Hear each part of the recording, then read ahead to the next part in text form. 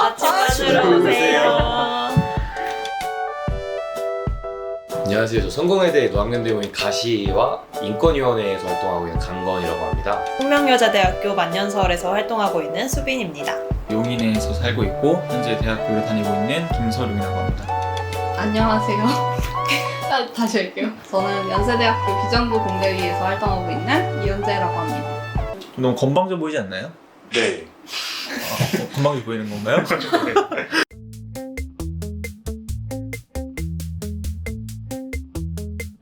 제가 입학한 2017년도에 이제 회사 관리자가 노동자들의 갑질을 해서 노동자들이 이제 그거에 공동 대응하기 위해서 노조를 설립을 했는데요. 바로 다음 해인 2018년도에 회사가 노동자들을 표적해고하는 사태가 발생을 했어요. 앙심을 품고 노동조합을 좀 약화시키려고 해고를 한 거였는데요.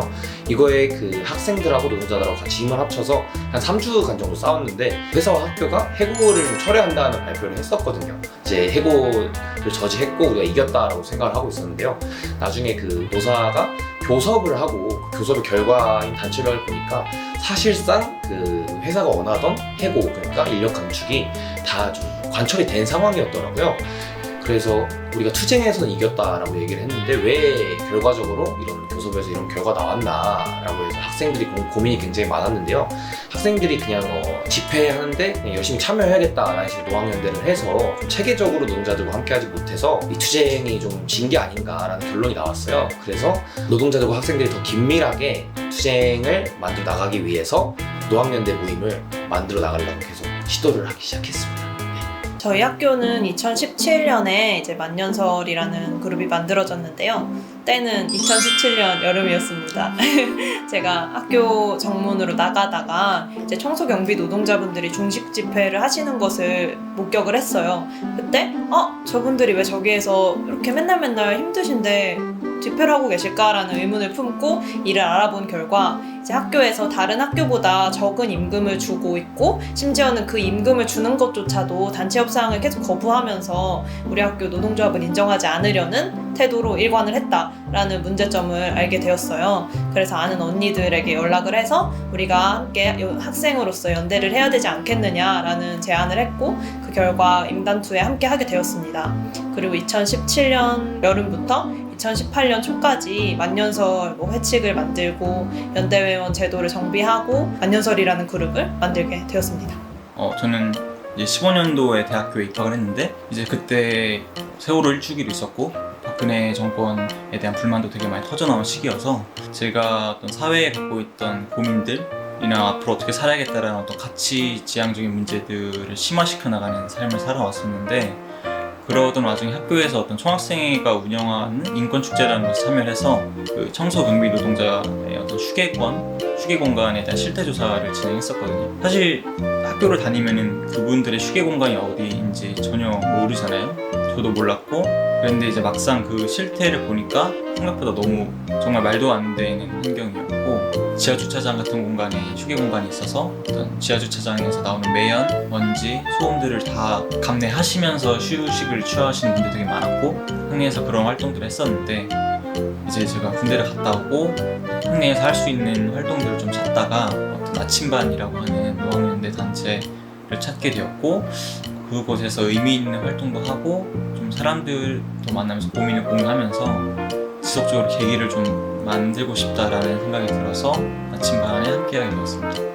네, 저는 연세대학교 비정규 공대회 활동을 하기 전에 사회과학대학 교수 연희관 공의로비라는 곳에서 편집위원으로 활동을 하고 있었는데요. 2019년 하반기에 하청업체인 코비컴퍼니와 관련해서 노동자 간담회를 진행을 했었어요. 막상 간담회에서 노동자분들이 하시는 말씀을 들어보니까 생각했던 것보다 더 열악한 거예요. 학교 안에서 이런 일이 일어나고 있는데 왜 몰랐을까 하는 생각도 들었고 말도 안 되는 일을 바꾸고 싶다는 생각이 들어서 비정규 공대위에 가입을 해서 활동을 하게 됐고요. 사실 들어온 지 진짜 얼마 안 됐는데 한 2달 만에 대표 자리를 맡게 된 거예요. 그래서 엄청 자신도 없고 고민을 많이 하던 중에 그래도 단체는 혼자 하는 게 아니라 여럿이 같이 하는 거다 보니까 제가 잘 알지 못하는 부분은 계속 질문을 하고 그다음 도움을 구하면서 어찌저찌 잘 활동하고 있습니다.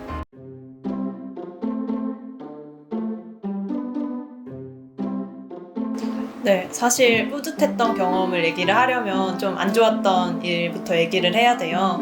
우리 학교가 여대라는 특성상 이제 외부인 침입 문제가 계속 있었었는데 그에 반해 경비 노동자분들은 야간 노동을 하시기 때문에 밤에 자꾸만 주무시는 거예요. 뭐 순찰을 돌아야 되는데 돌지 않고 주무신다거나 하는 광경을 학우들이 계속해서 목격을 하게 되었습니다. 학우들은 경비 노동자에 대한 불신이 커지고 경비 노동자들은 그거를 잘 모르는 상황에서 서로의 갈등이 계속 쌓여갔던 거예요. 그래서 우리가 이걸 어떻게 타개할 수 있을까 계속 고민을 하던 중에 한 학우분께서 만년설 연대 회원에 가입을 하시면서 그때 회비는 1년에 최저임금만큼의 그 회비를 납부를 하면 되는데 자기의 하루치 임금을 그러니까 거의 8배인 거죠. 하루치 임금을 납부를 하시면서 이런 얘기를 해주셨어요. 자기는 학교 앞에서 아르바이트를 하는 노동자인데 경비 노동자분들이랑 항상 연대를 하고 있고 그런 마음속으로 동지라는 느낌을 가지고 있다. 그런데 경비 노동자분들이 자기가 일하는 곳에 방문을 하면 야, 너 이런 식으로 말을 한다거나 좀 폭력적으로 말씀을 하신다거나 하는 문제를 많이 겪었었다. 그런데 그러니까 경비 노동자와 학생이 어떻게 함께 할 수 있을까라는 문제에 대한 고민을 하는 것을 보고 만년설을 응원하고 싶고 함께하고 싶어서 이렇게 연대회원에 가입을 하게 되었다라는 말씀을 해주셨어요. 그거를 보고 저희가 되게 많은 감동과 또 감명을 받고 이거는 학생과 경비 노동자가 더 이상 각자의 길을 갈 수는 없다라는 생각을 하게 되었어요. 그래서 경비 노동자들을 대상으로 그리고 청소 노동자분들을 대상으로 해서 인권 가이드라인이라는 책자를 만들어서 배포를 하게 되었습니다. 이제 대략적으로 구성은 여성과 성소수자에 대한 혐오 표현들과 그걸 왜 사용하면 안 되는지에 대한 설명들, 또 장애인과 나이 권력 이런 것들에 대한 설명으로 이루어져 있었는데요. 그거를 배포하고 나서 경비 노동자분들이 옛날에는 착한 학생들 아니면 학생들이 느끼는 불안함과 또 공포감 이런 것들에 관심이 없었다면 그 이후부터는 뭔가 동지적인 관계로서 대해주신다는 느낌을 많이 받았고요. 학생들이 느끼는 불안과 공포에 대해서 조금 공감을 하는 느낌을 받아서 되게 긍정적이었던 경험으로 생각을 할 수 있을 것 같습니다.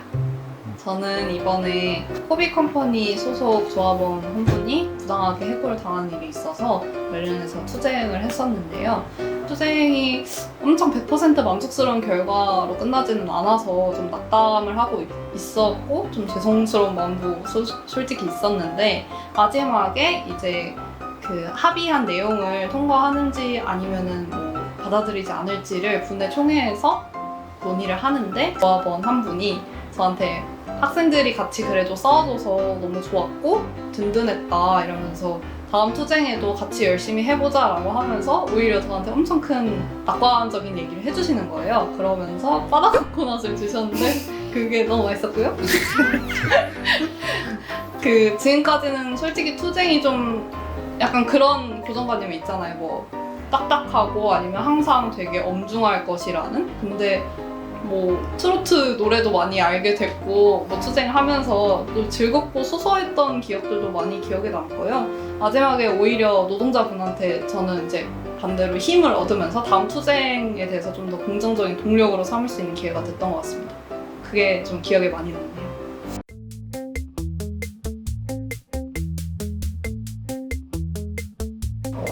그렇게 아까 18년도에 처음에 투쟁을 했는데 좋은 결과를 얻지 못해서 성공에 대해서 노학연대라는 학생들이 좀 일상적으로 체계적으로 이제 노학연대 활동을 해야겠다라는 계획을 세우고 노력을 많이 투자를 했습니다. 쉬는 날에 그냥 노동자들 휴게실 가서 밥도 같이 먹고 그냥 일상적인 얘기하고 무슨 문제를 겪고 있는지 어떤 애로사항들이 있는지 그런 걸 같이 좀 고민을 해보고 토론을 하고 그렇게 하면서 많이 친해졌는데요.